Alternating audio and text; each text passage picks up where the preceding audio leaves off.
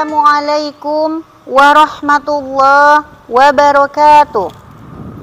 Alhamdulillahi rabbil alamin, alladzi ja'alal qur'ana hudal linnas wa bayyinatin minal huda wal furqan. Allahumma salli ala sayyidina Muhammad wa ala ali sayyidina Muhammad. Pemirsa Humas TV di mana saja berada yang dirahmati Allah Subhanahu wa taala.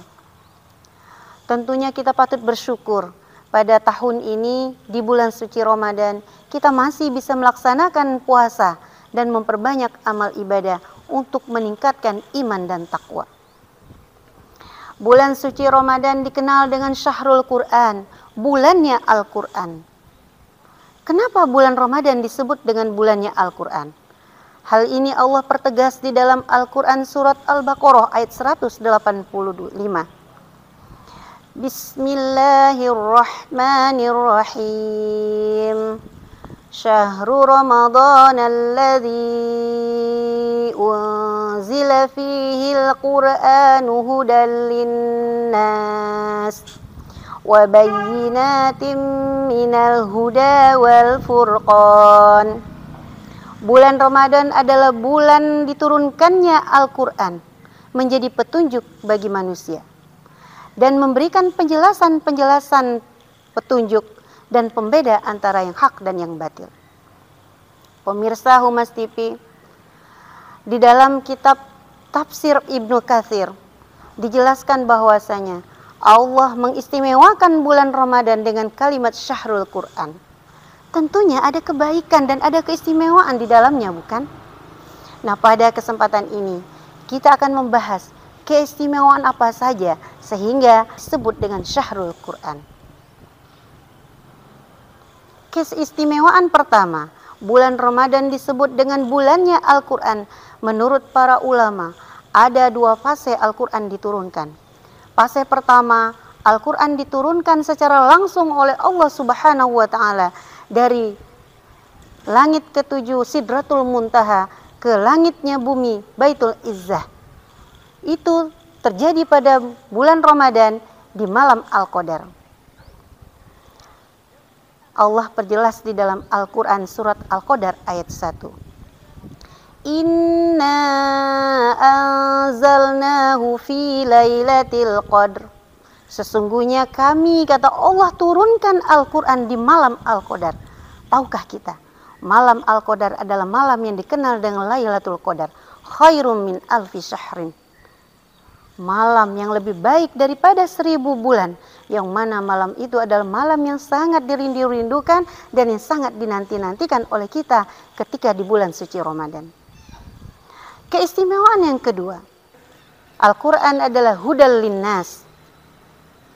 Al-Quran adalah petunjuk bagi manusia.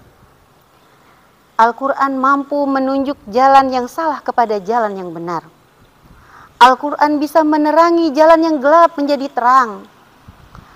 Al-Quran bisa mengajarkan kebaikan-kebaikan kepada orang-orang yang salah dalam menempuh hidupnya.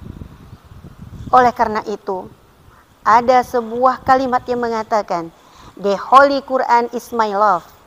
Jadikanlah Al-Quran sebagai panduan hidup kita. Keistimewaan Al-Quran yang ketiga adalah ketika kita membaca Al-Quran, ada kebaikan-kebaikan di dalamnya. Abdullah bin Abbas berkata, Rasulullah SAW bersabda, barang siapa yang membaca Al-Quran, ada satu kebaikan. Di dalam satu kebaikan, Allah lipat gandakan menjadi 10 kebaikan. Dan semisalnya. Kata Rasulullah, aku tidak mengatakan alif lam mim itu satu huruf, tetapi alif satu huruf, lam satu huruf, mim satu huruf. Hadis riwayat At-Tirmizi.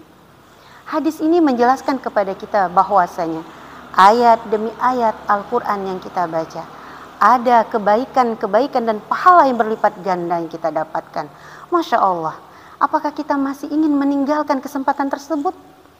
Allah berikan kesempatan yang baik bagi kita untuk banyak membaca Al-Quran dengan balasan yang berlipat ganda.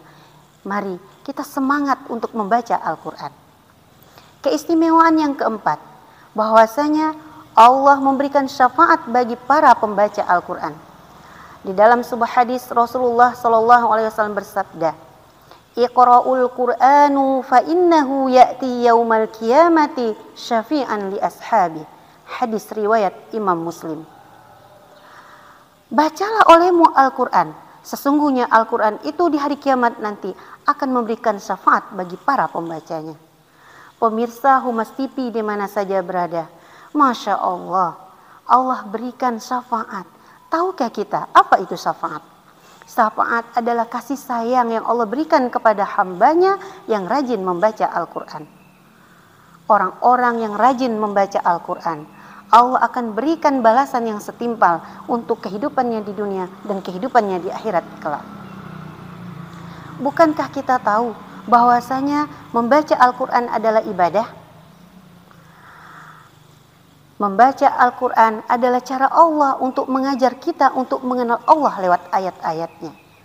Membaca Al-Quran adalah Allah ingin agar kita dekat dengannya dengan bacaan Al-Quran yang kita baca. Bacalah Al-Quran meskipun kamu masih terbata-bata. Belajarlah Al-Quran meskipun kamu masih sulit untuk memahaminya. Amalkan Al-Quran meskipun kamu masih tertatih-tatih untuk melaksanakannya. Allah tidak melihat hasil dari apa yang kita capai, tapi Allah melihat kesungguhan dan keikhlasan kita dalam mencapai sesuatu.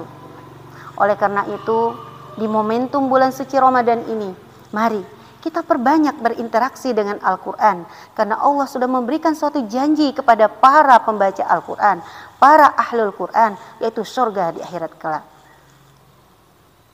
Pemirsa Humas TV di mana saja berada, saya ingin mengakhiri tausiah ini dengan sebuah pantun. Membeli rambutan di tokonya Ibu Ranti, mencari durian di kebunnya Pak Rahman. Bulan Ramadan yang selalu kita nanti, mari kita senantiasa berinteraksi dengan Al-Quran. Saya ingin akhiri dengan doa, semoga doa ini bisa menghantarkan kita menjadi ahlul Quran. Allahumma nawwir qulubana bil Qur'an warzuqna bi qiraatil Qur'an wa thawqi ila qiraatihi. Ya Allah, terangilah hati kami dengan cahaya Al-Qur'an dan berikanlah kemampuan bagi kami untuk membaca Al-Qur'an dan buat kami rindu untuk selalu membaca Al-Qur'an. Amin. Allahumma amin. Inilah tausiah yang bisa saya sampaikan. Semoga bermanfaat bagi kita semua. Wabillahi taufiq wal hidayah. Wassalamualaikum warahmatullahi wabarakatuh.